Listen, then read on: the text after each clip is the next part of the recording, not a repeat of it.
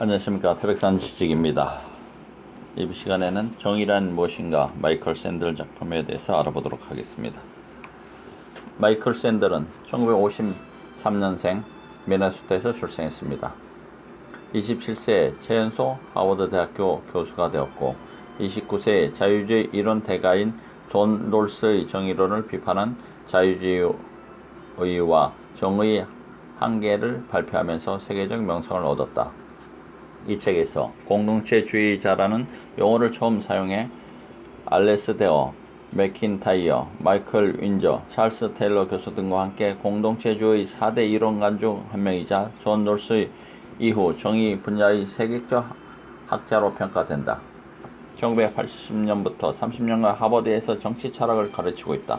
그의 정의 수업은 현재까지 20여 년 동안 하버드 대생들 가운데 최고의 명강의로 꼽히고 있다.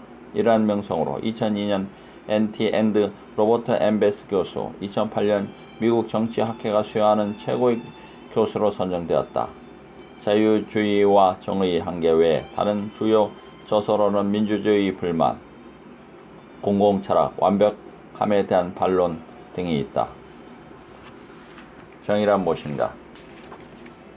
마이클 샌들.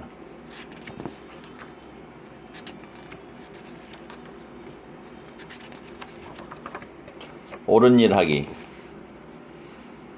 2004년 여름 멕시코만에서 세력을 일으킨 허리케인이 플로리다를 휩쓸고 대상으로 빠져나갔다. 그 허리케인 이름은 찰리였습니다. 그 결과 22명의 목숨을 잃고 110억 달러에 이르는 손실이 발생했다. 뒤이어 가격 폭리 논쟁이 불붙었다. 올란도에 있는 어느 주유소는 평소 2달러에 팔던 얼음 주머니를 10달러에 팔았다. 전력 부족으로 8월 한여름에 냉장고라 에어컨을 사용하지 못하던 많은 사람이 울며 겨자 먹기로 그 값을 고스란히 지불했다. 나무가 쓰러지는 바람에 전기톱과 지붕 수리에 대한 수요도 높아졌다. 건설업자들은 지붕을 덮쳐 나무 두 그루를 치우는데 무려 23,000달러를 요구했다. 가정용 소형 발전기를 취급하는 상점에서는 평소 250달러 하던 발전기를 2,000달러에 팔았다. 77의 할머니는 나이든 남편과 장애가 있는 딸을 데리고 허리케인을 피해 모텔에서 묵었다가 하루 반값으로 160달러를 지불해야 했다. 평소 요금은 40달러였다. 플로리다 주민들은 바가지금에 분통을 터뜨렸다. USA Today는 폭풍 뒤에 찾아온 약탈자라는 머리 기사를 실었다. 한 주민은 지붕 위로 쓰러진 나무 한 그루를 치우려면 1,500달러가 들 것이라며 남의 고통과 불행을 이용해 이익을 챙기는 행위는 옳지 않다고 말했다. 플로리다 주 법무장관 찰리 크리스토도 같은 생각이다. 기가 막힌 일이다. 허리케인이 지나간 뒤에 남의 고통을 이용해 먹으려는 사람들의 탐욕이 도를 넘었다. 플로리다에는 가격 폭리 처벌법이 있어서 허리케인이 지나간 뒤 법무장관 사무실에 2,000건이 넘는 피해가 접수되었다. 이 중에는 소송에서 승리한 경우도 있다. 웨스턴 palm비치에 있는 숙박업소 데이스에는 벌금 7만 달러를 주고 추가로 받은 숙박료를 두 숙객에게 돌려줘야 했다. 그러나 크리스트가 가격폭리처벌법을 집행하려 하자 일부 경제학자들은 해당 법에 그리고 주민들의 분노에 오해의 소지가 있다고 주장했다. 중세 철학자와 신학자들은 전통이나 본래 가치로 결정되는 공정 가격에 따라 물물 교환을 해야 한다고 생각했다. 그러나 경제학자들이 지켜본 결과 시장사회로 진입하면서 가격은 수요와 공급으로 결정되었을 뿐 공정 가격 따위는 존재하지 않았다. 자유신재 경제학자인 토머스 소웰은 가격 폭리를 대단한 것처럼 보이지만은 경제학적으로는 의미가 없는 표현이라고 말하면서 경제학자 대다수가 그것에 관심을 두지 않는 이유는 너무 복잡해서 구태여 신경 쓰고 싶지 않기 때문이라고 했다. 소웰은 템파 트리온에서 기고한 글에서 가격 폭리가 어떻게 플로리다 주민에게 이익이 되는지를 설명하려 했다. 그는 가격이 사람들에게 익숙한 수준보다 현저히 높을 때 가격 폭리라는 혐의가 생긴다고 말한다. 그러나 어쩌다가 익숙해진 가격 수준은 도덕적으로 대단히 신성한 것이 아니다. 그 가격은 허리케인 습격을 비롯해 다양한 시장 상황에서 형성되는 다른 가격보다 더 특별하거나 공정한 가격이 아니라고 주장했다. 소엘의 주장에 따르면 얼음, 생수, 지붕수리, 발전기, 모텔방의 가격이 높아지면 수요자는 소비를 억제하고 공급자는 허리케인 피해를 입은蒙古까지 재화와 용역을 공급하려는 욕구가 높아지는 장점이 있다. 뜨거운 8월에 플로리다가 정전되었을 때 얼음주머니 가격이 $10라면 제조업자는 얼음을 더 많이 생산해 나르려 할 것이다. 소엘은 비싼 값이 전혀 부당하지 않다면서 그것은 구매자와 판매자가 서로 교환할 물건에 부여하기로 한 가치일 뿐이라고 설명했다. 신시장 논평가 제프 제이커비는 보스턴 글로브에 기고한 문에서 비슷한 논리로 가격 폭리 처벌법에 반대했다. 시장이 결만한 값을 요구하는 행위는 폭리가 아니다. 탐욕도 뻔뻔스러움도 아니다. 그것은 자유사회에서 재화 용역이 분배되는 방식이다. 그는 가격 급등은 강력한 폭풍으로 삶이 수렁에 빠진 사람들에게는 특히 화가 나는 일이란 점을 인정했다. 그러나 화가 난다 해서 자유시장을 방해해서는 안 될 일이다. 언뜻 터무니없이 보이는 가격이지만 필요한 물건을 더 많이 생산하도록 공급업자를 자극한다는 점에서 사실은 실보다 득이 더 많다. 제이커비의 결론은 이렇다. 장사꾼을 악마로 만든다고 해서 플로리다의 복구 속도가 빨라지지 않는다. 장사를 하도록 내버려두는 편이 오히려 낫다. 주 법무장관 크리스트 공화당으로 나중에 플로리다 주지사가 되었다. 템파 틀리는 특별기고란의 가격 폭리 처벌법을 옹호하는 글을 실었다. 허리케인이 지나간 비상세타를 맞아 주민들이 생존을 위해 대피하고 가족을 위해 기본 생필품을 구하러 다니는 동안 업자들이 비양심적인 가격으로 이득을 보는 상황을 정부가 발장을 끼고 바라볼 수만은 없다는. 그는 비양심적인 가격이 진정한 자유교환을 반영한다는 의견을 반박했다. 지금은 자발적 구매자가 자유로운 선택으로 시장에 들어가 자발적 판매자를 만나고 가격은 수요와 공급에 따라 결정되는 정상적인 자유시장 상황이 아니다. 비상 상황에서 강요받은 구매자에게 자유는 없다. 안전한 숙박시설 같은 생필품에 대한 수요는 불가피하다. 허리케인 찰리가 지나간 뒤에 일어나는 가격 폭리 논쟁은 도덕과 법에 관한 어려운 질문을 던진다. 재화 용역을 판매하는 사람이 자연재해를 이용해 시장이 견딜만 한다면 어떤 가격을 불러도 상관이 없는가? 이때 법이 조금이라도 힘을 쓸 수 있다면 어떤 역할을 해야 하는가? 가격 폭리 금지가 구매자와 판매자의 자유로운 거래를 방해할지라도 주정부는 가격 폭리를 금지해야 하는가?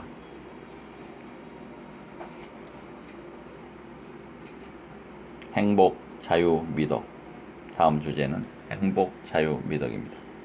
이러한 질문은 단지 개인이 서로를 어떻게 이해하는가 하는 묻는 것으로 끝나지 않고 법은 어떤 역할을 해야 하며 사회는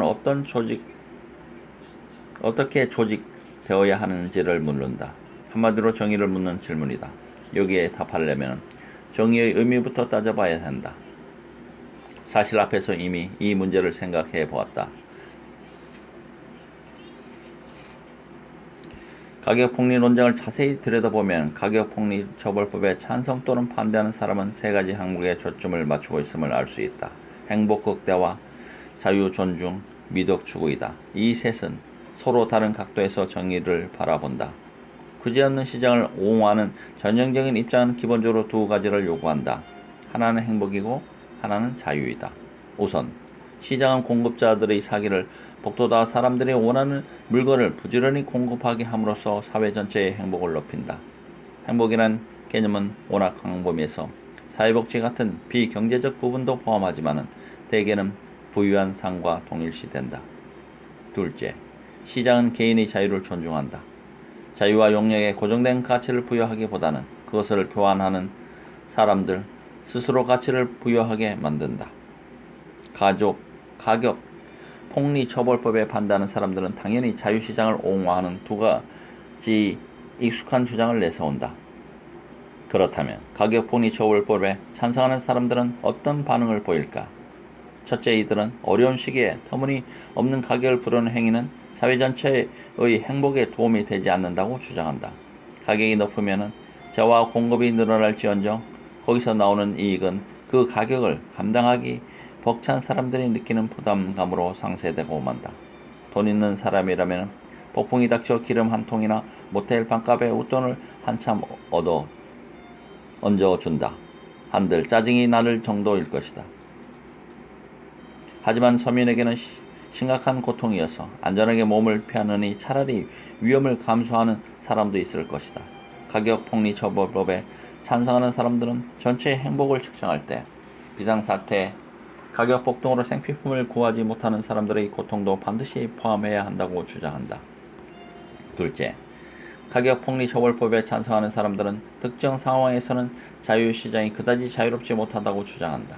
크리스트의 지적대로 강요받은 구매자에게 자유는 없다. 안전한 숙박시설 같은 생필품에 대한 수혜는 불가피하다. 허리케인으로 가족과 함께 몸을 피하는 상황에서 기름이나 대피소에 터무니없는 값을 지불하는 행위는 자발적인 교환이 아니다. 차라리 강탈에 가깝다. 따라서 가격폭리처벌법이 정당한가를 판단하려면 행복과 자유에 대한 상반된 주장을 비교해 보아야 한다. 그런데 이때 고려해야 할 주장이 하나 더 있다. 가격폭리처벌법에 찬성하는 주장은 대개 행복이나 자유보다 더 본능적인 것에 비롯된다. 사람들은 타인의 절박함을 이용해 먹는 약탈자에게 분노하고 횡재라는 포상을 내리기는커녕 그들을 처벌하고 싶어한다. 이런 정서는 공공정책이나 법에 끼어들어서는 안 되는 원초적 감정으로 무시되곤 한다. 제이커비가 썼듯이 장사꾼을 악마로 만든다고 해서 플로리다의 복구 속도가 빨라지지 않는다. 그러나 가격폭리에 대한 분노는 단순히 지각 없이 성을 내는 게 아니다. 진지하게 고민할 가치가 있는 도덕적 주장의 표현이다. 분노는 가격 없는 사람이 무언가를 얻는다고 생각될 때 느끼는 특별한 종류의 화다. 다시 말해 부당함에 대한 화다. 남의 고통을 이용해 먹으려는 사람들의 탐욕이 도를 넘었다는 말은 그러한 분노의 도덕적인 부분을 건드린 것이다. 크리스트는 재난을 당한 사람들의 심리와 가격폭리처벌법을 드러내놓고 연관시키지 않았다. 하지만 그의 언급에는 미덕 주장이라는 단과 같은 뜻이 담겨있다. 탐욕은 악덕, 즉 나쁜 태도이며 특히 타인의 고통을 망각하게 할 때는 더욱 그러하다. 이때는 개인의 악덕으로 끝나지 않고 시민의 미덕과 충돌한다.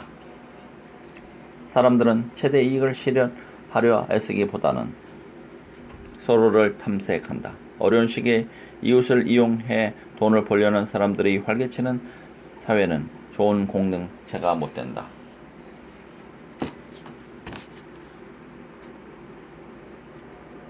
따라서 지나친 탐욕은 좋은 사회라면 가능한 한 억제해야 하는 악덕이다. 가격폭리처벌법으로 탐욕을 완전히 추방할 수는 없지만은 적어도 지독히 뻔뻔스러운 탐욕을 억제하고 그것을 반대한다는 신호를 보낼 수는 있다. 사회는 탐욕스러운 행동에 보상보다는 벌을 내림으로써 공동선을 위해 다같이 희생을 감수하는 시민의 미덕을 지지한다. 미덕 주장의 도덕적 효력을 인정한다고 해서 그것이 다른 주장에 우선해야 한다고 고집하는 것은 아니다. 경우에 따라서 허리케인 피해를 입은 곳에서는 악마의 거래가 필요할지도 모른다. 가격폭리를 허용하면 도덕을 희생하고 탐욕을 인정하는 대신 멀리 있는 지붕수리업자와 건축업자들은 다수 끌어들일 수 있기 때문이다. 일단 지붕수리부터 하고 사회 조직은 차차 손보자. 그러나 한 가지 주목할 점은 가격폭리처벌법을 둘러싼 논쟁은 단지 행복과 자유에 대한 논쟁에 그치지 않는다는 것이다. 여기에는 미덕의 문제가 개입되어 있다. 좋은 사회를 만드는데 필요한 사람들의 마음가짐과 기질, 인격을 다듬는 문제다. 그러나 가격폭리처벌법에 찬성하는 사람들조차 이러한 미덕 주장이 어쩐지 불편하다. 왜 그럴까? 그것은 행복과 자유에 호소하는 논리적 주장이라기보다는 심판에 가깝기 때문이다. 어떤 정책이 경제 회복 속도를 넓힐지, 경제 성장에 박차를 가할지 알아본다고 해서 사람들의 선호도를 심판하지는 않는다. 기본적으로 누구나 적은 소득보다는 많은 소득을 원한다고 가정하며 사람들이 돈을 어떻게 쓰든 그것을 심판하지는 않는다. 마찬가지로 강요된 상황에서 사람들에게 정말로 선택의 자유가 있는지 알아볼 수는 있지만은 그들의 선택을 평가할 필요는 없다. 중요한 점은 강요받기보다는 직접 선택했는가, 직접 선택했다면 어느 정도까지 그러했는가이다. 그러나 미덕 주장은 탐욕은 악덕이니 주 정부가 나서서 억제한다는 심판을 기초로 한다. 그러나 무엇이 미덕이고 무엇이 악덕인지 누가 판단하겠는가? 다원화 사회의 시민은 그러한 판단에 반대하지 않던가? 그리고 미덕에 대한 판단을 법으로 규정하는 것은 위험한 일이 아닌가? 이러한 우려에 막 다투렸을 때 사람들은 대개 정부는 미덕과 악덕에 관해서는 중립을 지켜야 한다고 주장하면서 선한 마음 가짐을 주입하거나 악한 마음을 억제하려 들어서는 안 된다고 말한다.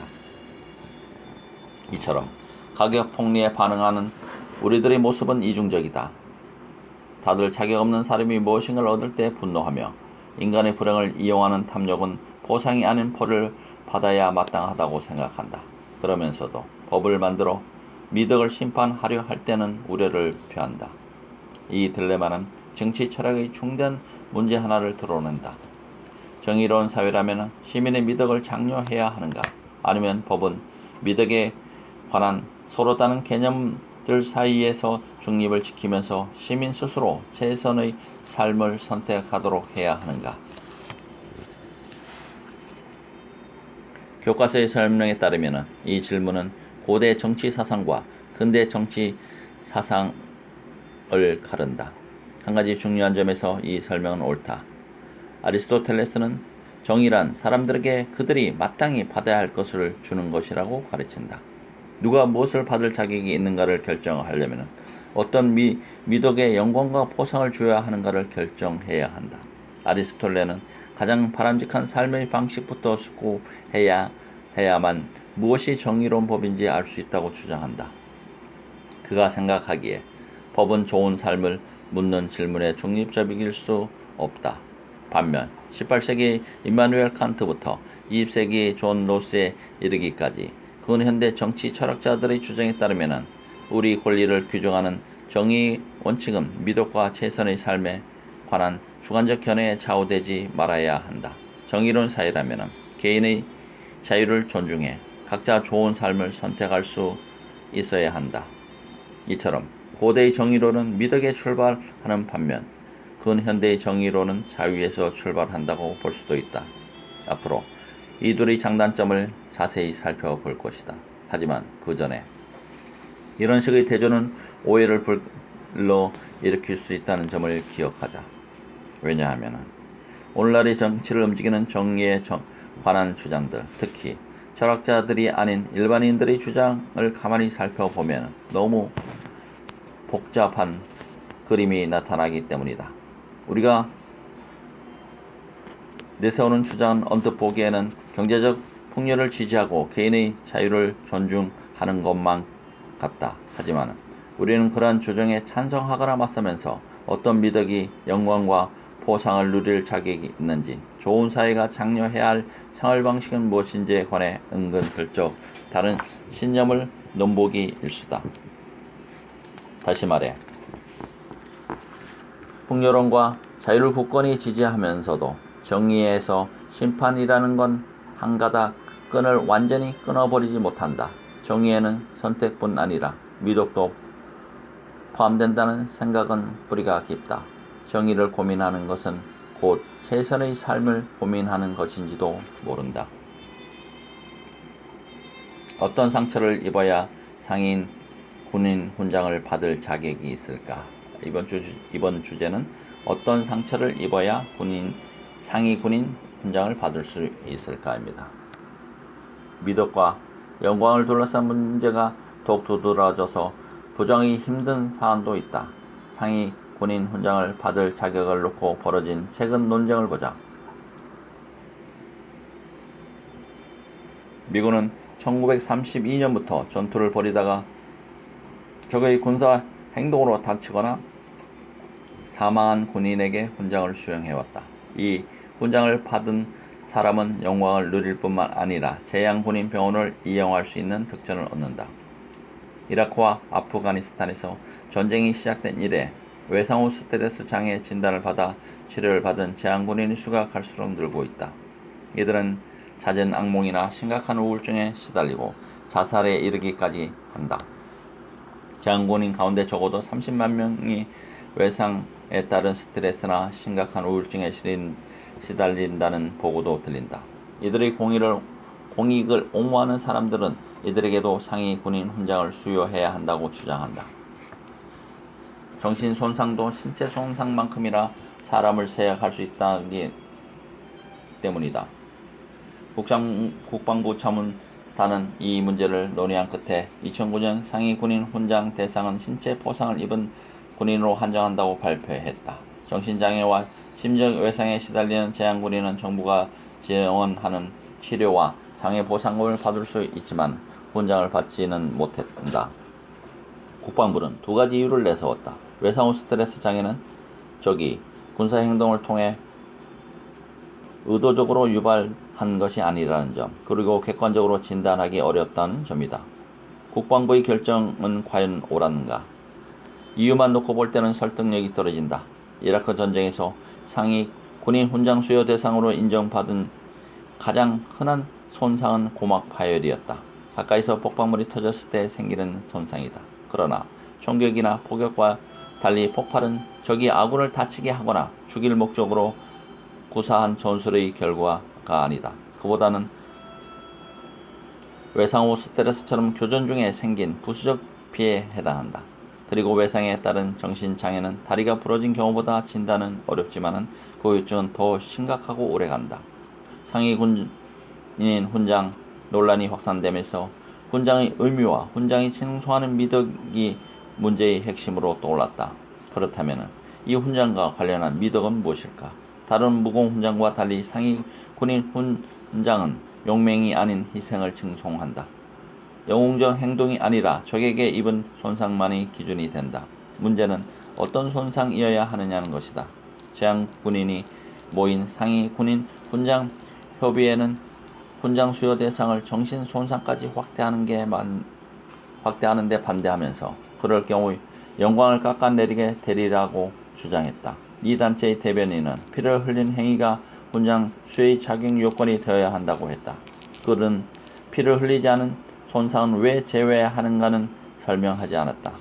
그러나 정신 손상도 수여 대상에 포함해야 한다는 의견을 보인 전직 해병대 대위 테일러 보드로는 이 논란을 설득력 있게 분석했다. 그는 외상 스트레스를 일종의 나약함으로써 여기는 군인 내의 뿌리 깊은 사고를 반대 의견의 원인으로 지목했다. 간인한 마음가짐을 요구하는 사회는 정신이 무척 건강한 사람도 전쟁의 폭력으로 상처를 입을 수 있다는 생각을 은근히 부정하도록 부추긴다. 안타까운 일이지만 우리 군대가 전쟁에서 입은 정신적 상처를 은연중에 경멸하는 태도를 버리지 않는 한 정신고통에 시달리는 제한군인들은 절대 상위 군인 훈장을 받을 수 없을 것이다. 상위 훈장 논란은 손상의 진상을 결정하는 의학적, 임상학적 논란에 그치지 않는다. 논란의 핵심에는 도덕과 군인의 용맹함은 서로 다른 엇갈린 생각이 존재한다. 피를 흘린 상처만 인정해야 한다고 주장한 사람들은 외상후 스트레스를 영광과는 거리가 먼 나약한 성격 탓으로 돌린다. 정신적 상처도 인정해야 한다고 생각하는 사람들은 오랫동안 외상에 따른 스트레스나 심각한 우울증으로 고생하는 제한군인도 팔다리를 잃은 사람만큼이나 국가를 위해 영광스럽게 희생했다고 주장한다. 상위 훈장 논란은 아리스토텔레스의 정의론에 담긴 도덕 논리를 그대로 보여준다. 무공 훈장은 어떤 미덕을 칭송해야 하는가를 묻지 않고서는 수요 대상자를 결정할 수 없다. 그리고 물음에 답하려면 인격과 희생이란 서로 다른 개념을 따져 보아야 한다. 무공 훈장 논란은 영광과 미덕에 관한 고대의 윤리관을 되짚어 보아야 하는 특별한 사례일 수도 있다. 정의와 관련한 오늘날의 주장은 거의 다 번영의 열매나 고난의 짐을 어떻게 분배하고 시민의 기본권을 어떻게 정의해야 하는가에 관한 것이다. 그리고 그 논의를 지배하는 사고는 행복과 자유다. 그러나 경제적 분배의 옳고 그름을 주장하다 보면 어떤 사람이 도덕적 가치를 갖췄을 때 왜 그런한가에 대한 아리스토의 질문으로 돌아가게 된다. 다음 주제는 구제금융을 둘러싼 분노입니다. 구제금융을 둘러싼 분노. 2008년에서 2009년에 일어난 금융위기를 둘러싼 사람들의 흥분은 좋은 예다. 여래 또한 주가와 부동산 가격이 가파르게 올랐다. 그러다 집값 거품이 꺼지면서 심판의 순간이 다가왔다. 월스트리트의 은행을 비롯한 여러 금융기관은 부도한 주택담보대출을 바탕으로 수십억 달러를 투자해왔는데 이제 집값이 폭락하기 시작했다. 한때 기세 등등했던 월스트리트 기업들이 벼랑 끝에 내몰렸다. 주식시장이 붕괴하면서 대규모 투자자뿐만 아니라 일반인까지 거덜이 나고 퇴직금 계좌에 구멍이 뚫렸다. 2008년 미국 가정의 손실이 총 11조 달러에 이르렀는데 이는 독일, 일본, 영국의 연간 총생산량을 합친 것과 맞먹는 수치다. 2008년 10월 조지 부시 대통령은 은행을 비롯한 금융기관을 구제하기 위해 의회에 7천억 달러 구제금융 지원 승인을 요청했다. 보안계에 엄청난 수익을 누린 월스트리트가 상황이 나빠지자 손실을 메우려고 납세자에게 손을 벌리는 행위는 부당해 보였다. 하지만 대안이 보이지 않았다. 은행을 비롯한 금융기관이 워낙 거대하게 성장했고 모든 경제 부문과 복잡하게 얽힌 탓에 이들이 무너지면 금융체계 전체가 무너질 판이었다. 이들은 무너지고 그냥 두기에는 너무 비대했다.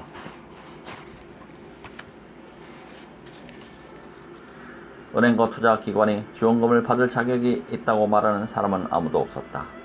정부의 호소한 규제로 가능했던 이들의 무모한 투자가 위기를 불렀다. 그러나 경제 전체의 사활이 걸린 문제라 공정함을 따질 겨를이 없었다. 의회는 어쩔 수 없이 구제금융 지원을 승인했다.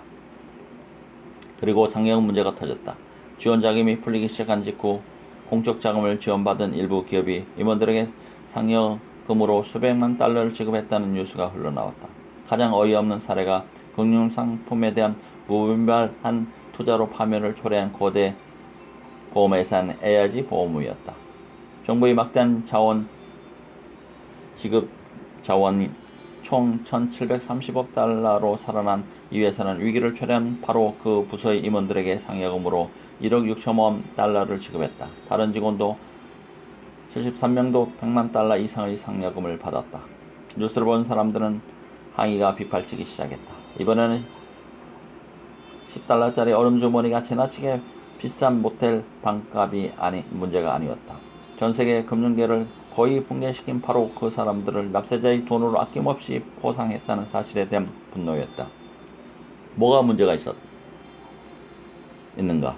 미국 정부가 이 회사 지분의 80%를 소유한 상황인데 재무부 장관은 정부가 뽑은 AIG 최고 경영자에게 상여금 지급을 철회해달라고 호소해야 했고 호소는 먹히지 않았다. 최고 경영자가 대답했다. 직원들이 재무장관의 지속적이고 임의적인 개입에 따라 보수가 왔다 갔다 한다고 생각한다면 우리는 가장 우수하고 똑똑한 인재를 끌어올 수 없다. 그런 회사의 주인이나 마찬가지인 납세자를 위해서라도 직원의 재능에 부실 자산이란 짐을 얹지 말아야 한다고 주장했다. 사람들은 분개했다.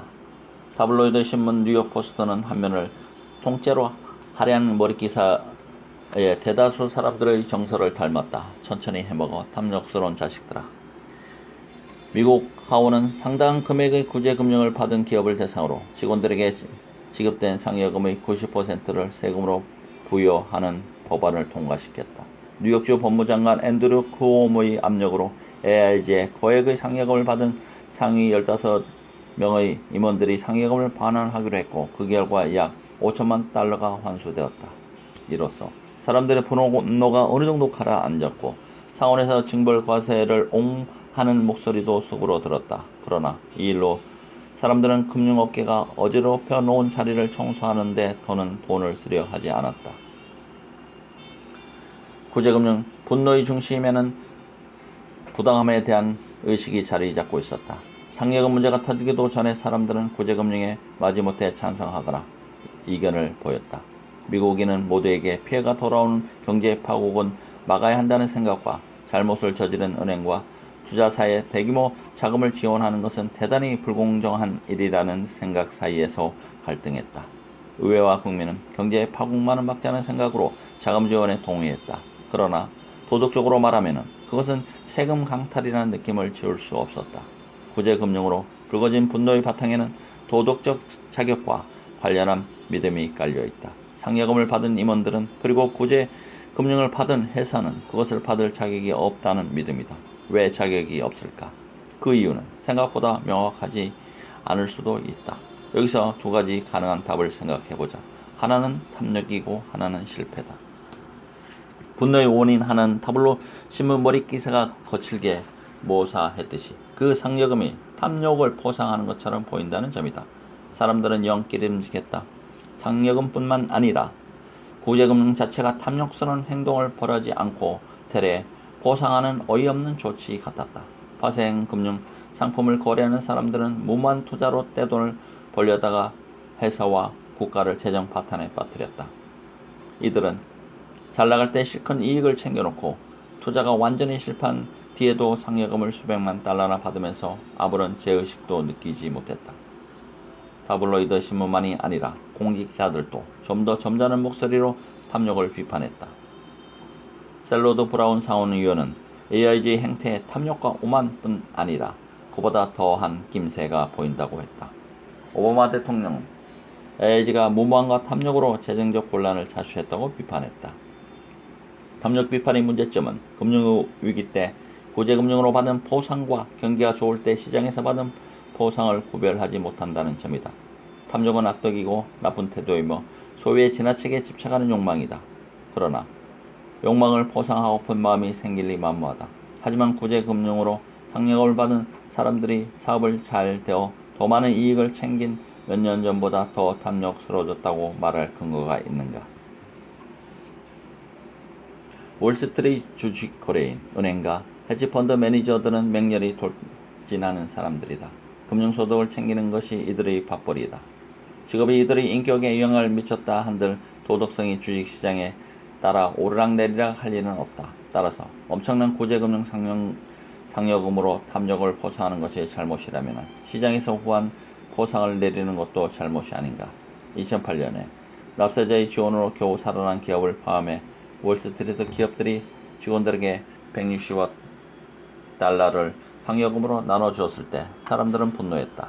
그러나 이 액수는 2006년 340억 달러와 2007년 330억 달러에 지급된 상여금의 절반에도 못 미치는 수준이다. 이들이 지금 돈을 받을 자격이 없는 이유가 탐욕 때문이라면 그전에는 돈을 받을 자격이 있었단 말인가? 한 가지 분명한 차이라면 구제금융 상여금은 납세자에게서 나왔고 잘 나가던 시절에 받은 상여금 회사 수익에서 나왔다는 점이다.